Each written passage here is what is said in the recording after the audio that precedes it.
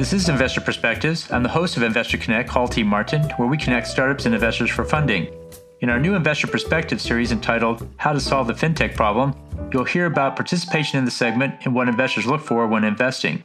As the COVID pandemic passes, we emerge into a new world. The fintech space is now undergoing tremendous change across the U.S.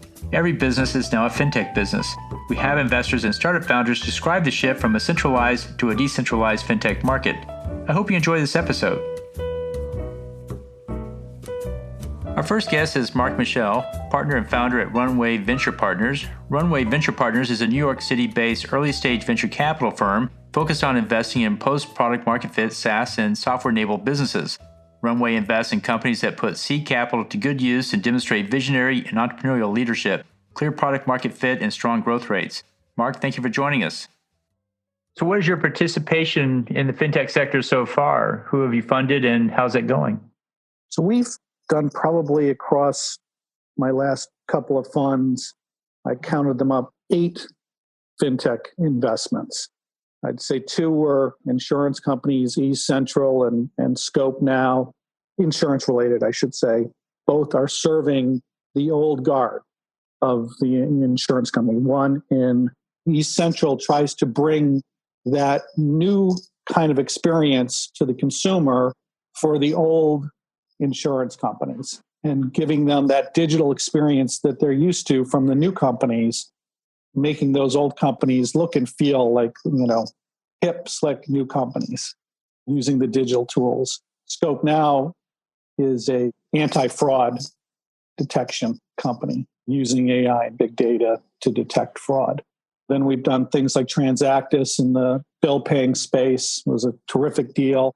They are another company that serves the big banks and the old guard. They would compete with a Bill.com that goes direct to their customers. Transactus sold to, I think, 25 of the largest 30 banks are on the Transactus platform.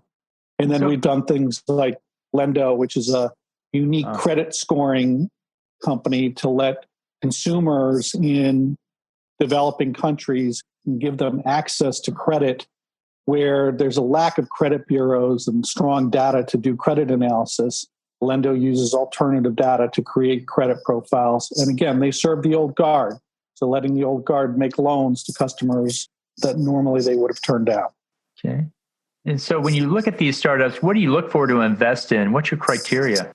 Well, because we are particularly focused on the SaaS companies rather than the direct-to-consumer companies, we're looking for management teams that really understand their customer base extremely well. It is not easy to navigate a large bank or a large insurance company if you haven't been, sort of part of the club and understand how those companies work.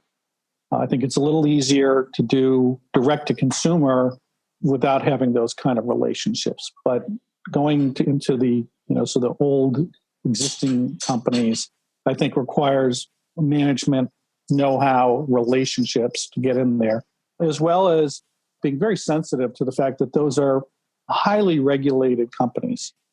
And I think sometimes those customers think that their regulatory concerns are not taken seriously by new entrants.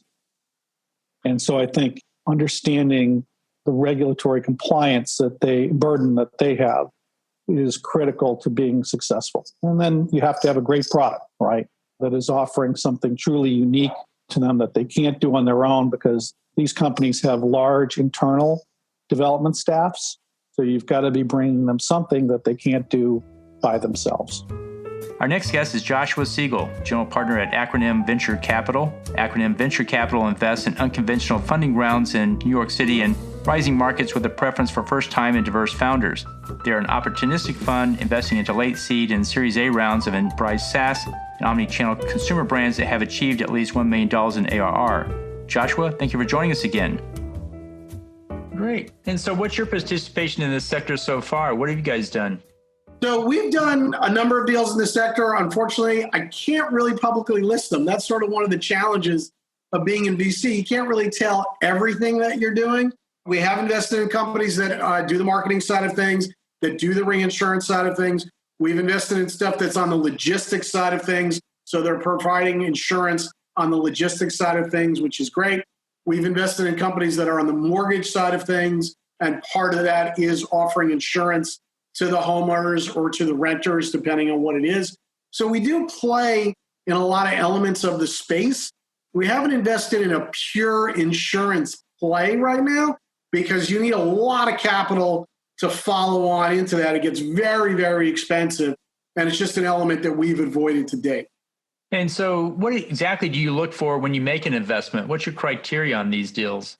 So we have a baseline criteria where we want to invest in companies that fall into the late seed Series A stage, which for us means they're generating about $1 million in annual reoccurring net revenue, right? So we want to make sure that they meet that number. It's not just gross, but really net. They have a pretty shortened sales cycle. They have positive unit economics. Those are just sort of the baseline for the company. But we really invest in teams and product market fit, right? We want to make sure that you know what you're doing. You have the team that's able to execute. You might need to bring in a few people here or there, but you guys really know what you're doing. And with the additional capital that we're going to provide, you're going to be able to scale the company. If you can't do that, it's not right for us. We're not a seed stage fund. We don't invest in ideas. We invest in execution. Our next guest is Victor Orlovsky, general partner at Fort Ross Ventures. Fort Ross Ventures brings together Silicon Valley venture expertise with an extensive network of relationships in the U.S., Israel, and Eastern Europe. Along with their LPs and strategic partners, they actively help accelerate success for their portfolio companies. Fort Ross's two funds combined have a total of $345 million of assets under management. Victor, thank you for joining us again. So what is your participation in the fintech segment so far? Well, yeah, so we have this great company called eToro. So eToro is a pioneer of social trading. That's this company out of Israel. I see you, I'm not sure if you ever heard of this company, but obviously you've heard of Robinhood, right? Robinhood is something what you know well about. So eToro is probably better and more like technologically driven, more technologically advanced than Robinhood, because Robinhood is just a zero commission trade, right? And you can just do the same in Chase or other investment vehicles. I mean, everyone now is trading free commission stock, zero commission stock, right? So it's just a new normality here in the US. So, but again, Robinhood is somewhat a better experience, right? They give you a better UI, UX. But this is not somewhat different from what others are doing. So eToro is doing a completely different thing. So you can just do what is called copy trading. So I'm trading a lot in eToro. And the reason for that is that I'm not an experienced trader. First, I don't have time to monitor trading activities, right? And trading is complex. So you need to constantly monitor what's going on. So you have to like buy and sell at the right time. And I'm like constantly busy with something else. So what eToro enables you to do is you can link your investments to any other investors on the platform, and you see real-time performance of those investors, of those traders. And then you just link your investments to those investors whom you believe are approaching the right strategy. So you see the strategy, you see everything going on, you see performance, and then you put your money to work with traders, right? And traders get rewarded for that.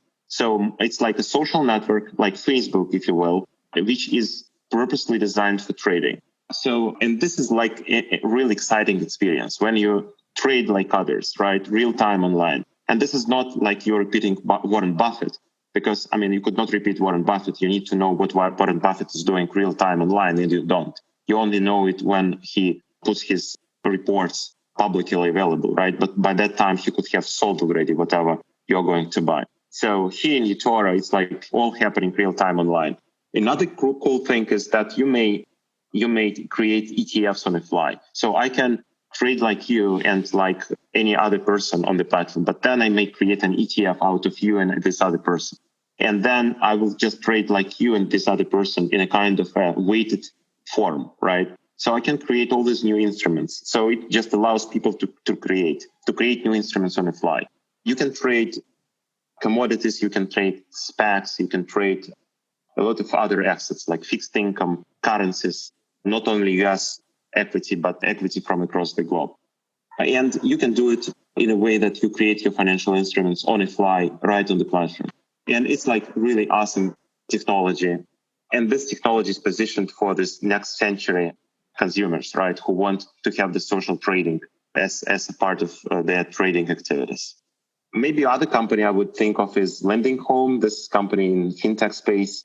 They do commercial and business breach purpose mortgage.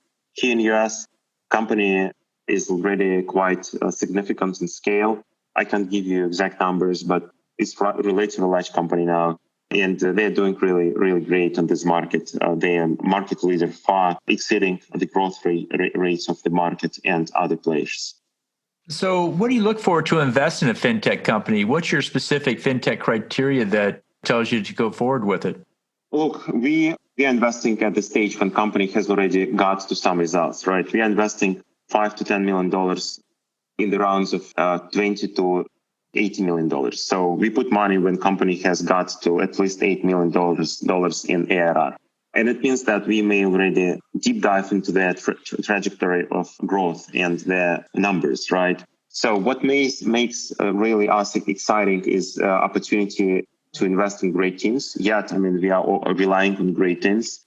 And also we are quite bullish, as I said, on a couple of verticals in fintech, such as disrupting large markets like mortgage, for example, with its incumbent and legacy players trading. So we are looking at companies similar to eToro, but who are also doing more maybe gamification and gaming across trading platforms. We look at what is called infrastructure, banking infrastructure as a service companies that enable banking to become cheaper and more efficient. So it's not per se fintech, but companies that are around fintech that help fintech to innovate.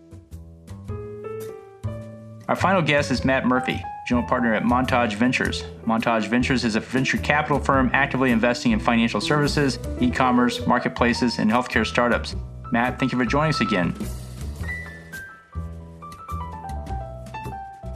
So what's your participation in this segment so far? So we're a very active investor in the fintech space across all of its segments, right? Investing, banking, lending, asset management, insurance, prop tech, embedded finance. We've backed over 30 companies over the last 7 years at Montage. I've been at Montage for 3 years. Before that, I was with a company called RenRen, which is a large Chinese conglomerate, but has a very active venture arm. And so at RenRen, we backed companies like SoFi or Aspiration or Motif or Lending Home or Fundrise. So in my career, I've backed well over 40 or 50 fintech plays. And, I come in the early days. I come in at the seed stage, right, with my partners at Montage, where we like to partner up with founders and really partner up in areas that we have a deep understanding in, right, from our operating experience or from our experience helping build other companies in this space, and then really figuring out how can we add value to these companies. And so we like to be a partner with that founder or those founders and really help them, right? Help them think through the product mix, help them think through the user experience, think through the monetization strategy, marketing, sales, distribution, partnerships, and then figure out what does the right board look like? Who are the right investors to bring on? And so when you take an investment from Montage, and I'd say any of our 200 plus founders who've taken capital from us would echo, is that we start every meeting with how can we help? We end every meeting with how can we help? And for us, it's really about just giving founders leverage so that they can achieve more. So what do you look for to invest here in this space?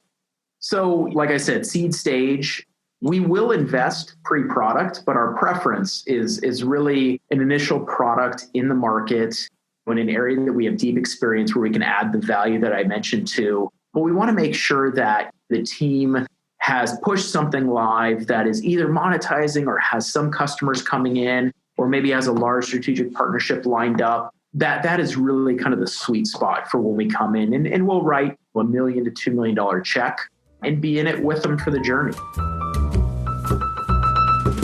Thank you for joining us today. As always, be sure to leave a review, subscribe to this podcast, and share it with others. Let's go start up something today.